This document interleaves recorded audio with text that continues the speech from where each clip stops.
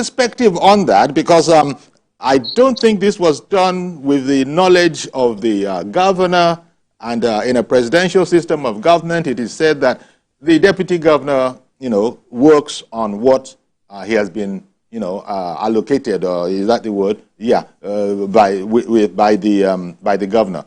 He himself has stated in public that he has notified the governor of his resumption following the Supreme Court decision, but has not received any response. So what's your read, Kasim, of all of this?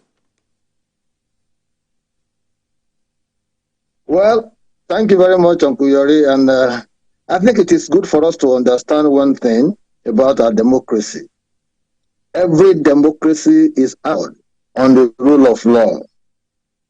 And so when a deputy governor who was impeached, decided to seek redress in the law court, and the court gave him a declarative statement stating further that there was no vacancy in the first place to fill, I think the natural thing to do following that judgment is for the governor to recognize, in line with the rule of law, that the deputy governor, by virtue of that judgment, has since resumed office. The governor has also arrogated to himself the powers to interpret, court judgment. They are saying that they've gone to the appeal, and I think his lawyers didn't advise him properly that when there's a declarative statement, it is like saying obey before complain.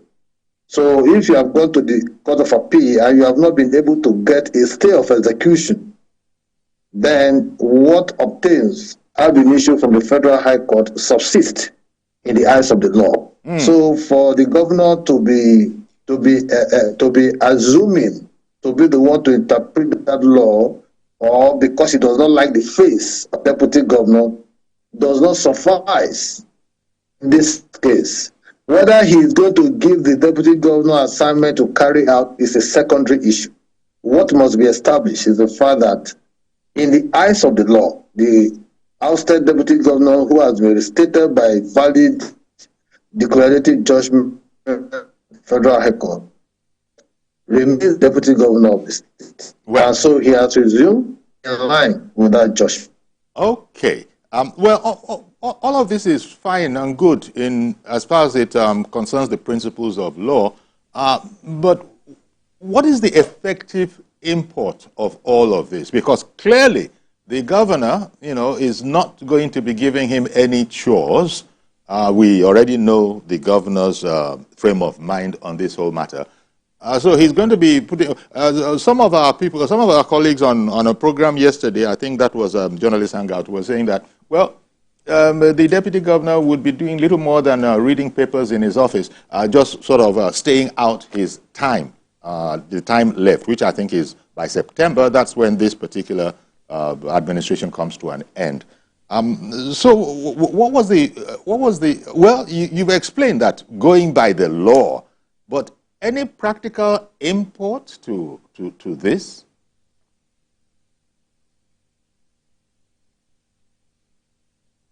Well, the point is, it must be made very clearly.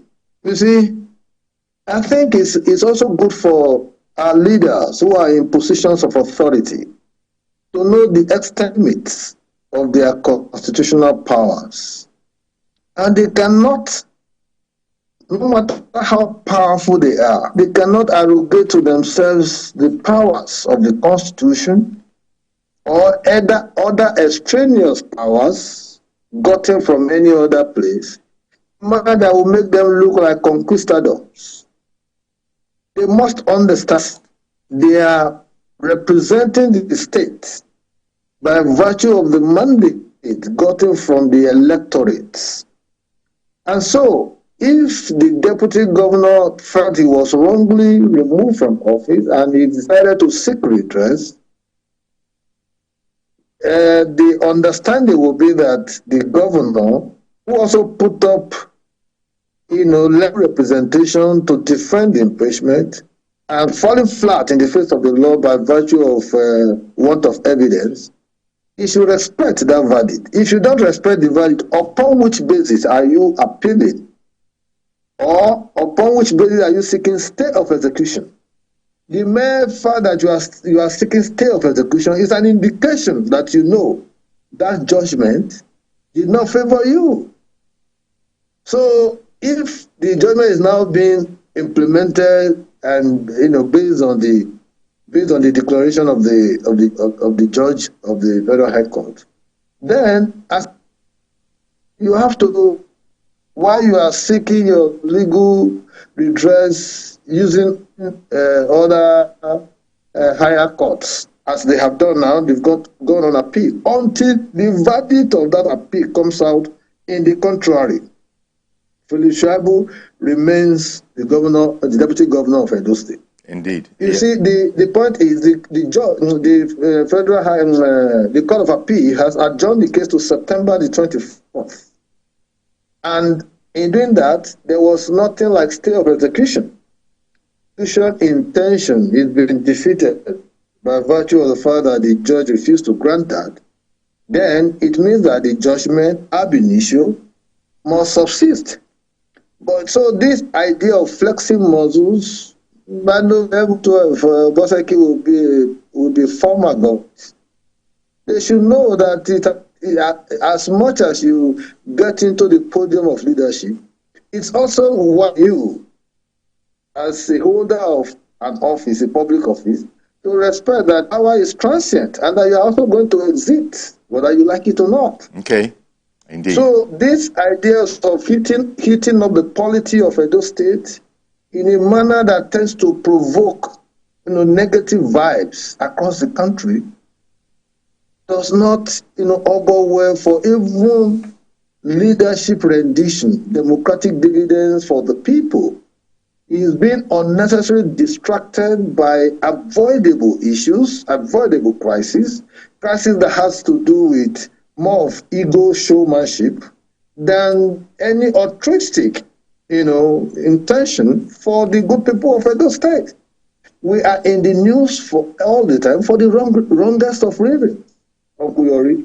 And it's so painful that when people talk to me, when they call me, what is the problem in your state that you people can just sit back? We know that Edo State is the heartbeat of the country, but it was given that particular motto because of our positive contribution to national development in the area of sports, in the area of creativity, innovation, and even our monarchy, that, one of the surviving empires in West Africa sub-region, the Benin Empire, the Benin monarchy. And so our cultural heritage, our cultural ingenuity, all of this put together, it makes Edo thick. But when you have a governor that is almost quarreling with everybody, you need to come to Benin and Edo State.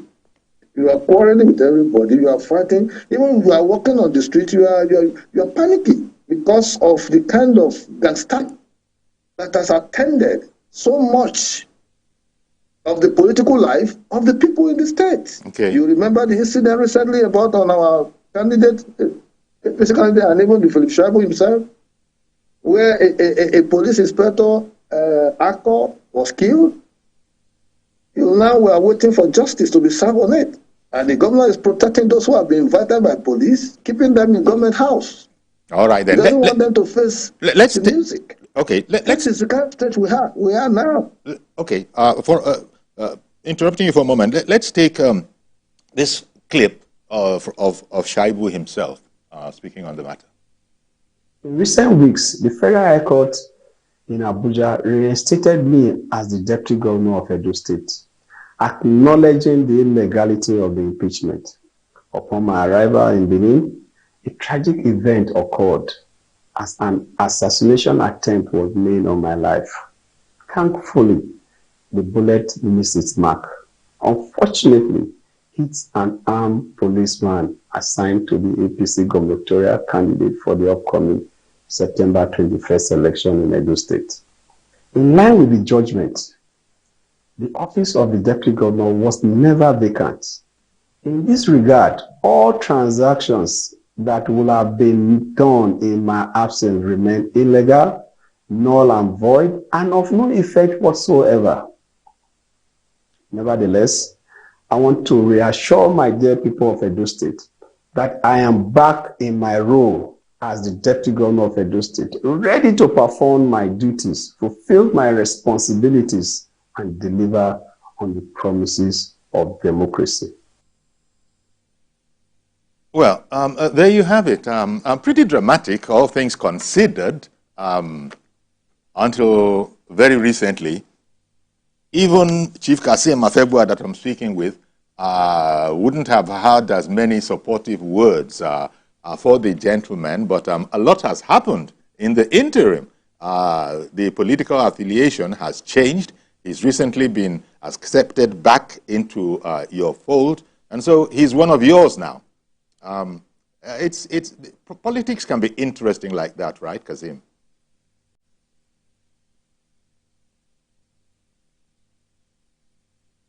Well, it's, politics is quite an interesting game. Don't forget that I personally told you all the consequences of some of Shaibu's action in one of your programs. Yes.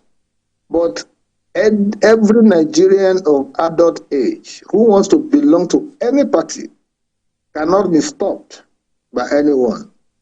Under the Constitution, it is called freedom of association and freedom of assembly. So he has the right to join any party of his choice, and political parties act like the marketplace. Free entry, free exit. But when you get into the political parties, you are going to subsume yourself to the conditionalities that define your membership, conditionalities that also define your operations within that political party. In this case, the constitution of the party and other extant rules. So for Philip Shaibu, who has joined the APC, is the deputy governor of the state, and is an APC card-carrying member, as it were. He has shown sign of penitence. He has apologized to people he offended in the course of his own political journey with his estranged governor. And so, as a party, we have no option to stop it than to accept him. We can't stop him because it is his constitutional. If he chooses to be a member of a party, to grant him that right. Okay. It's not at our own vote. Okay. It's at the volition of the Constitution. Okay, Kasim, let me bring on Professor Edmund, who has called in, I believe from Enugu. Professor Edmund, good morning to you, sir. Yes. Good morning, my brother. How are you? Very well, thank you. Yes, I've been following what Asima Febua has been saying. This is one of the men in Edo State that I like. I like his forthrightness. So let me go back to the issue. I've been following the political antecedent and trajectory of the governor of Edo State, Mr. Obaseki. It's unfortunate to say the least. That man behaves and has been behaving as if he's above the law. Remember, his first term, this is the same man that used less than 7 people to administer Edo State. The same man court gave an order restating his estranged deputy governor. Okay. The same man refused to accept the verdict of the law court. Is the question is the man above the law? Have you seen why some people are saying that governors should not have immunity? That immunity, they use that immunity to commit a lot of impunity. So it's unfortunate that that man has portrayed Edo in a very bad light. I'm sorry to use this words. And this is what I've been seeing going on in Edo State under Obaseki. Straight from APC to PDP, he's sticking the same problem with the people of Edo State. That man should be called to order. He's not above the law. Nobody is above the law. That's what the Constitution says. He should respect the Constitution I respect the legal rights of what do you call it, of Shaibu. Before challenging whether he accepts or not, let him first of all do what the court said. That is my own submission. Well, thank you very much. Let that man trade softly. Let him trade softly. Thank you very much. He's behaving like, sorry for his voice, he's behaving like a gangster. Oh dear. Well, enough said, Prof. Thank you very much. Thank you very much for that contribution. So here we are. Yeah, as the professor said, he's been following, along with millions of Nigerians, both at home and abroad, the goings-on politically in Edo State. And it's politics, twists and turns here and there. But let me ask you this, Chief Kasim. Do you think this is going to have an effect, an impact on the oncoming governorship election?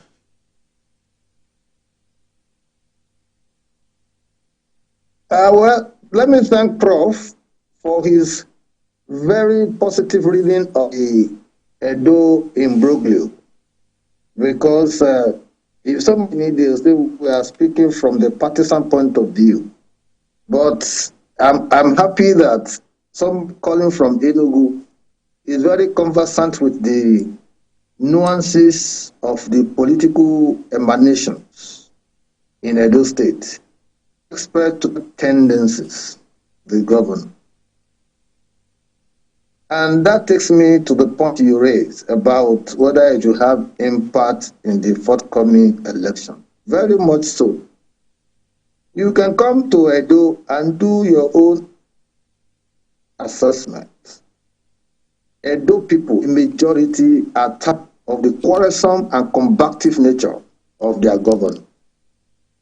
The governor quarrels with virtually everybody. He's at crisis with the Benin monarchy, the highly respected Benin monarchy. He has been battling with ownership of artifacts that were returned. Rather than build the Edo Museum and the Palace Ground, he is building Edo Museum of West African Arts in a central hospital that has lasted over 100 years. He demolished that hospital, exposing Edo people to danger in terms of their health care, and is building Edo Museum of West African Arts by outsiders who do not understand the cultural ingenuity and even the importance of those artifacts that were returned. You know, so you have the governor fighting with members of his legacy group, that the PDP, the aborigines of the PDP, those who received him into the party in 2020 when he was voted out of the APC. He's fighting with them. He's fully the national vice chairman of the PDP, South. He's fighting with his deputy governor, who used to be his very supportive, deputy. He's fighting with other members of the PDP who are not doing his bidding.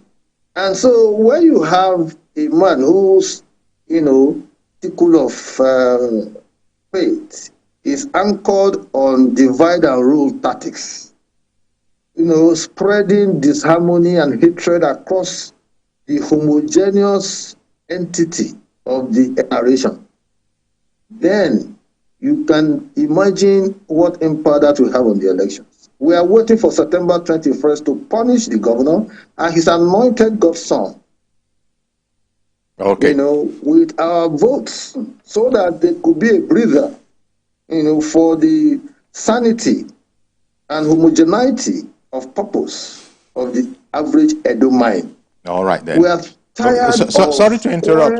Chief quarrel. I beg your pardon for interrupting. Yeah. Sorry to interrupt.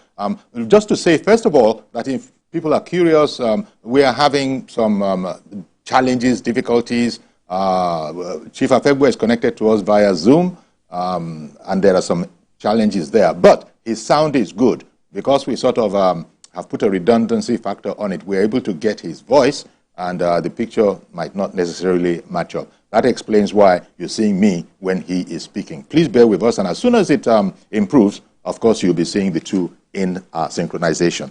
In the meantime, Mr. George in Ikeja, good morning. Thank you for calling, and thank you for holding on. Thank you. Good morning, Uncle Yori. Good morning. And good morning to Prince Shaibu. Yes. Prince Shaibu, please convey my commendation to Comrade Oshomole Good morning. for the magnanimity and maturity he shows towards the Bible. That is what this statement do. That's what makes statement tick. That's why a lot of people who do not know the secret of Asiwaju Tinubu, they envy him. Some of them call him Godfather because he cannot do what he's doing. So what he has done is statesmanlike, and I commend him for it. But I have a question regarding the upcoming elections. The information that some of us are getting, the information that we are hearing, is that the governor is planning a lot of violence during the elections to cause trouble, especially in the many areas that he's not likely to win. Are you aware of this? And if you are, what are you doing about it? Thank you. Well, thank you very much. Thank you very much, Mr. George. Okay. Let me quickly respond to that, Mr. George. I issued a statement 3 days ago where I accused the governor of his underhand dealings with respect to rigging the election, creating, a scene of violence across the state. Forget that the governor hurriedly yesterday passed a law, trying to validate vigilante group. Okuyori, please use your platform to tell the governor and others that in an election, only people recognize to provide security to lives and property and ensure a smooth electoral process of accreditation and voting. They are the police, civil defense, the DSS, as the case may be. And even by law, they are not supposed to come near where the voting is taking place. They maintain certain perimeter distance to the venue. But we are hearing that the governor wants to use members of his Edo security, otherwise known as vigilante, whom he has bought all these Okada machines, motorcycles. He has bought motorcycles for them that they will be parading as they have become alternative security agency. We have since petitioned the Inspector General of Police to call him to order and invalidate that particular vigilante. There will be chaos and violence at the elections, which we don't want. We don't want a stalemate. We want to defeat his candidate hands down. We want to make him realize that people are very enlightened, very conscientized, very sensitive, very mobilized, and they can, issues, the good from bad, and they also know how to interrogate scenarios to arrive at a very formidable that suits their own aspirations and yearnings. Indeed. And so, to a large extent, it is our duty to alert the world, which we have been doing, but we are not going to sit back and watch our state plunge into crisis. That's why the humility and the comportment, the emotional intelligence of our candidate is what is selling his aspiration to a lot of Edo people. Okay. They accuse us of all kinds of things. You hear all kinds of stories. Oh, he doesn't speak grammar. Do this. Speak it. So he has been doing things even as private individual, not even get into the position of governorship. Speak.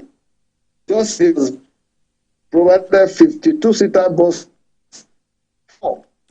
into the people of charge. He has been doing the Edo Central where he came from.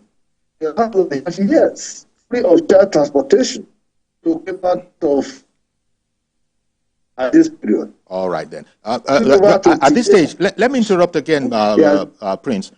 First of all, we apologize that we are having this challenge with the sound. As I said, we are working on it, but we are managing it as it is. And thank you, Mr. George, for the subtle correction there. It's Prince Kasim Afebua, not Chief. I don't know how I could mix the two up.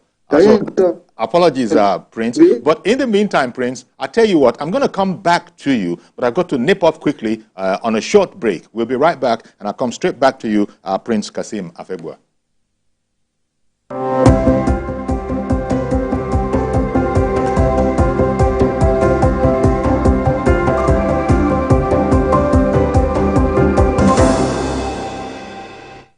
Good morning, Marina Station and all the passengers.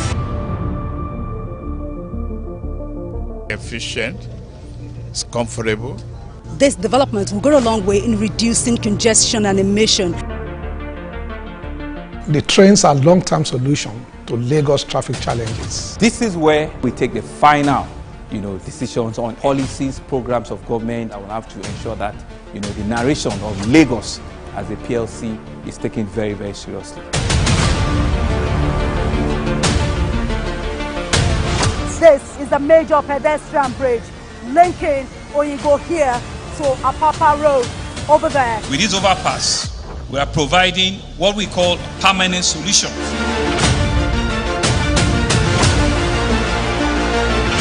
This place is one of the most dangerous areas at the biosecurity environment. This can go into the news and every crumbs of your neighborhood. Our goal is to remain as Africa's model megacity, to move our GDP from the 5-6 position to the 3rd position, and we believe is achievable with all the commitments we have. Explore the city of Lagos, where dreams are made and possibilities are endless.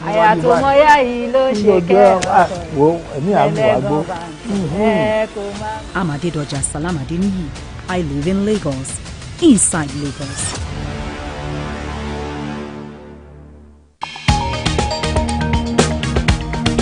The Inspector General of Police has met with senior officers to review the state of security. We are continuing our coverage of the arrest of Godwin Emefiele. The Senate has summoned the governor of the Central Bank of Nigeria to properly brief the Senate regarding the state of the economy. What I will never take. Let's now bring you more development from Ibadan, the your state capital, where an explosion has taken place. Tell us about this incident. TVC News, first with breaking news.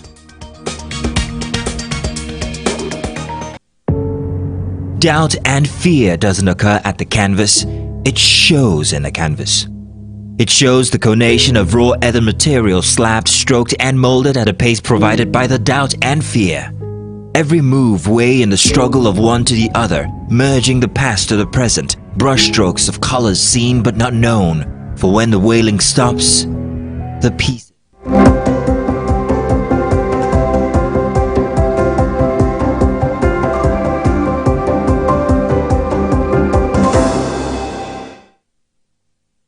Okay, welcome back, and we're looking at political affairs in Edo State. And by the way, first of all, our guest is Prince Kasim Afebua. He's an APC chieftain, political affairs analyst, and he's worked in government before. He's a highly experienced commentator on the affairs of Edo State, especially as it relates to its social, political, and cultural matters.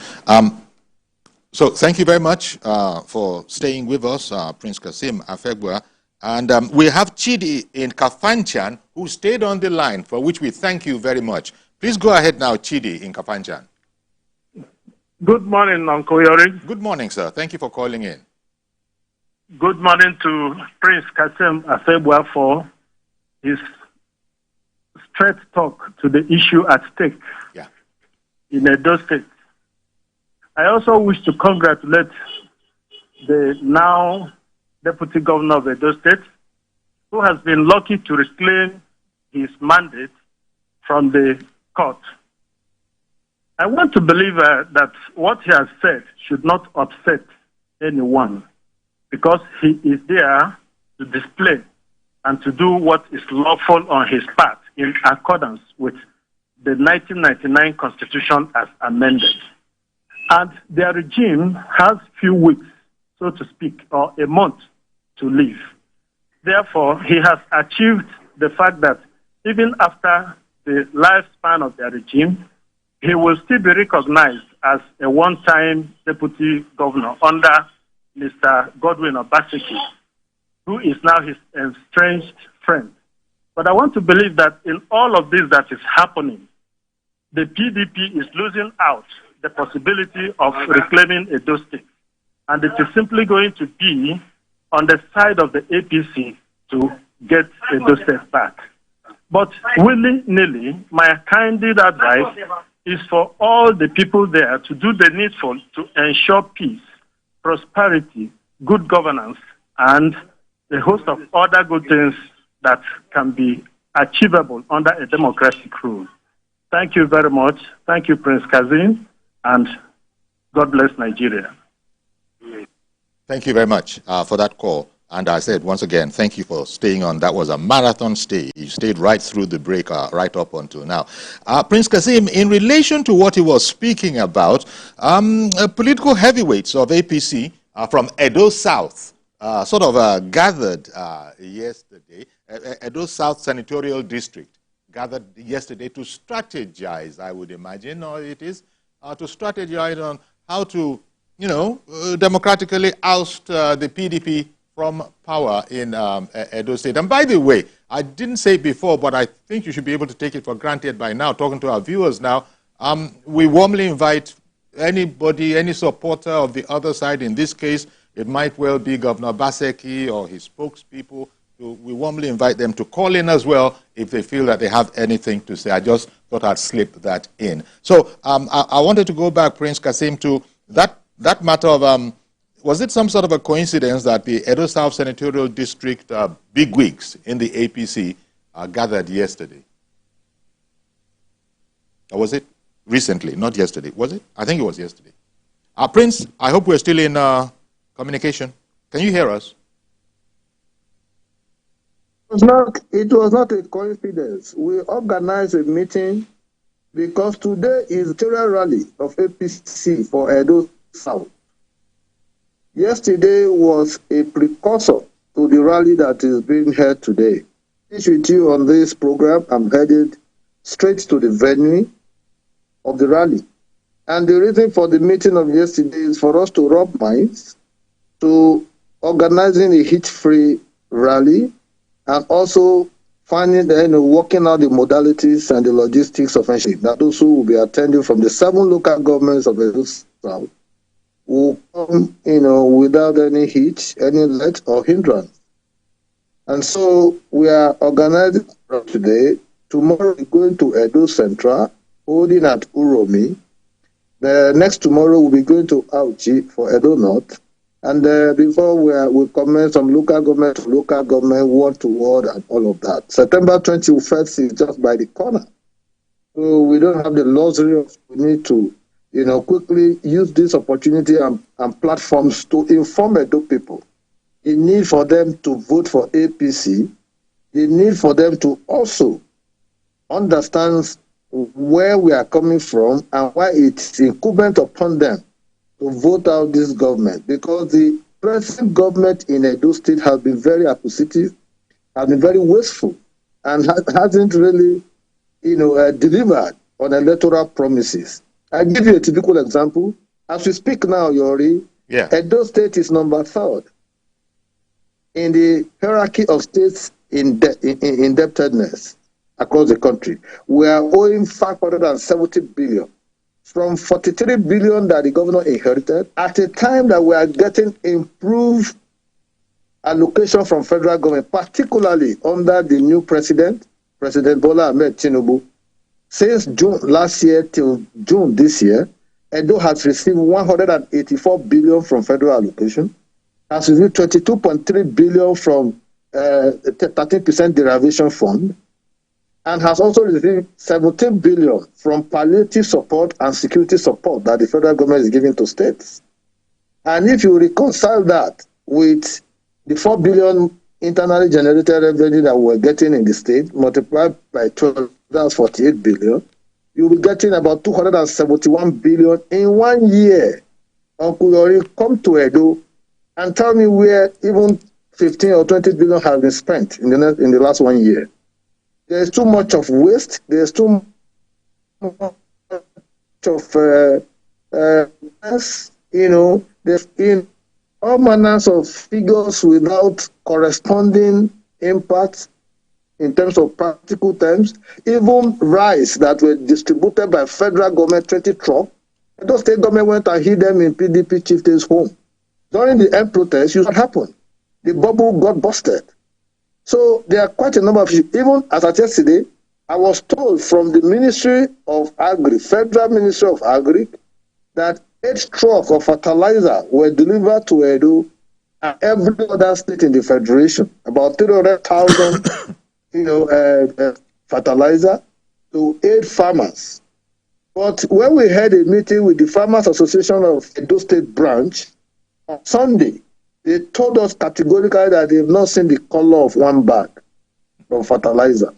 So there are so many things going on. You collect rice, you rebag them, you put Edo State in sync, you want to be giving them to your own people and all of that. That shouldn't be the motivation, that shouldn't be the narration. Okay, one moment please. Prince, let me just say, let me just say about 13 months. Sorry, I was just going to say again that we, warmly invite anybody from the other sides to weigh in on these matters. If the PDP, community in Edo State wants to weigh in on this matter, we welcome them warmly. And in that connection, well, I shouldn't say in that connection, we just want to hear if there are any. They should, when you are inviting them, invite me so that because they will tell you lies. They are champions in telling lies. Okay, they will tell lies. Let them come. I will interrogate them. We will ask them questions. Okay, Ade in the UK. Good morning to you. Ade has called in from the UK. Prince. Good morning. Prince, Ade has called in from the UK. Let's hear it from Ade in the UK. Good morning. Yeah, can you hear me? Yes, we can hear you. I wish APC success in this coming election. I believe APC will win the election. I believe that strongly. But I don't blame Obaseki. I blame the judiciary for what is happening in most of the political system in Nigeria. I blame the judiciary. Mr. Yori, tell me anywhere in the world where you see a parliamentary house assembly, 3 people, and the governor brought the 3 people to his own office, and they're passing law, and court is just delaying. Nothing is happening. Where is corruption there? 3 people, just 3 people. I've never had it in my life. And they are going to court is granting them something in Nigeria. So we are blaming Obaseki, who manage 9 people in assembly, which is wrong. And anyway, that one also is the judiciary. So the judiciary is not helping the system of politics in Nigeria. That is the problem. So look at what Obaseki has put that state to now, debt. I believe that by God's grace, APC will win that state. Then they will probe and investigate. But at the same time, he can go to court and get a perpetual injunction. And court will give him, don't probe this man. I never had it in my life. All right. That a court will give such judgment. Okay. So that is let's focus on the judiciary. But God will help my country. God bless Nigeria. Thank you very much, Mr. Ade, for calling in from the UK. God bless you. God bless you. Indeed. He puts the blame for the situation, at least part of it, on the judiciary. I don't know how you see that. One has to be careful because oftentimes the judiciary, especially the courts, are working according to what they call laid down principles. And oftentimes it's not understandable to, guys who are not studied in the law. You are very faint. I hope you can hear me. Yes. You are very faint. Yes, yes, we can hear you. I'm sorry that I'm sounding faint to you. I have apologized for our connection. But I was saying that, did you hear the caller from the UK, Ade? and him blaming everything on, most of this on the judiciary. Yes. I had a man. Yes. Once again, we're really sorry about this. Can you hear? Yes, barely. Yes, barely. We can hear you barely, but we're soldiering on. Please continue. Can you hear me now? Yes, yes, yes, yes, yes. Please continue. Continue, Prince. Yeah.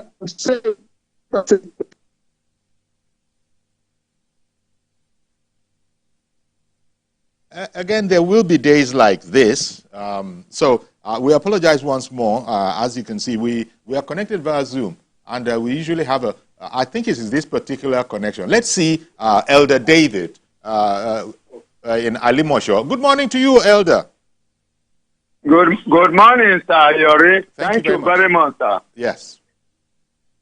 Go ahead, please. Thank you very much, sir. God will bless you, sir. May God bless Nigeria. Yes, Edo State this morning. Obaseki, I call him Obaseki. There are two judgments. The one that favor Obaseki, they accepted it. The one that favor the other might say they accepted. Obaseki come to Edo State, and Edo State are being a problem. And I want to remind you, you have 4 regions as 1963. That is the old Western region it was carved out. You have Enugu as Eastern region, headquarters. You have Kaduna as Northern region, as headquarters. You have Western region, Ibadan. You have Edo, that Benin City, as 1963. But today, Edo is the worst. Under Obaseki, it is a very unfortunate. Obaseki came in 2016. May God bless our leader, Oshimole. It is not God. He has done his best. But this man, since he came in, there has a problem. It's a state with 2 heads. They have enemy in the left, they have in the right, they have in the back, they have in the front. But I want to assure you of one thing.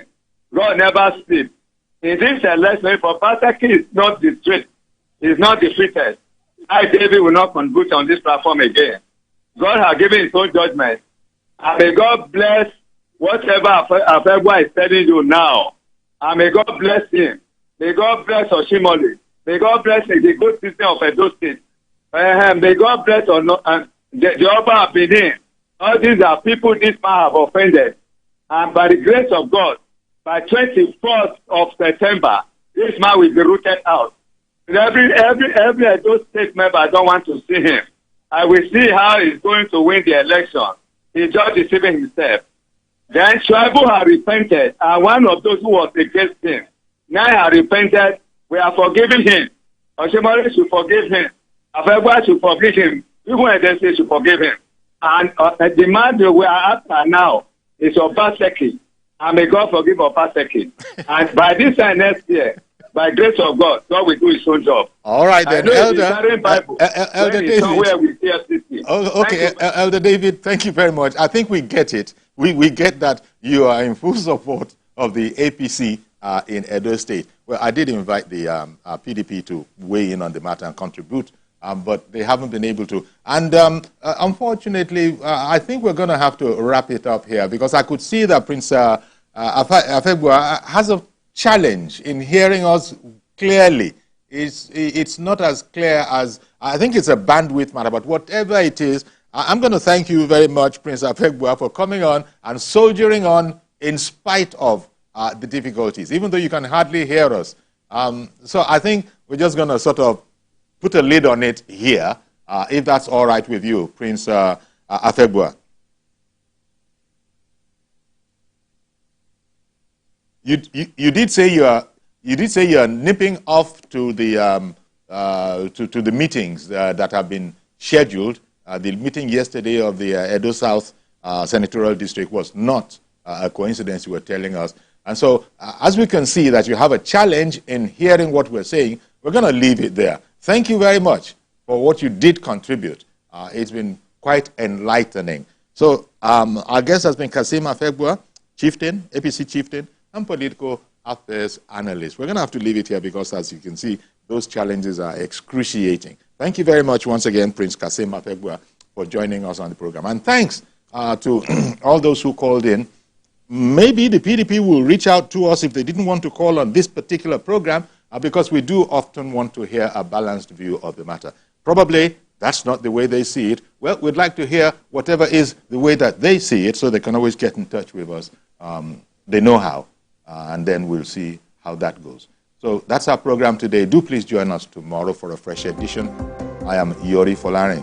Bye-bye for now.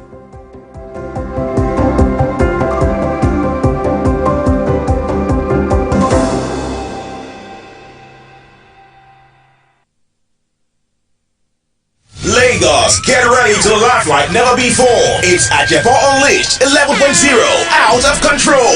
Live at Eco Hotels and Suites. Date is Sunday, 18th August 2024. Time, red carpet 6 p.m. and showtime 7 p.m. Also featuring Judge Do Funny, Romeo Without Juliet, Pencil, Mr. Paul, Memory Card, Edo Pikin, Death Stalker, and lots more. Host Lasisia Lenu and Kiki. Music by Nasboy and Tubaba. Tickets regular 7,000 naira, VIP 25,000 naira, gold table 2 million naira, and premium tables 3 million naira. Tickets are available at www.houseofajebo.com. For sponsorship and inquiries, please call 0904-398-2088. It's Ajebo Unleashed 11.0, out of control. Produced by iPlan Wonders. Packaged by Lanre Mako Events. Powered by Landmark Corporate Realty, Malta Guinness, Nutrify, McVitie's, and Uganda Airline. Media partner, TVC. Get your tickets now. The following is a paid presentation by ShopX TV. Tired of pants that scratch and stick?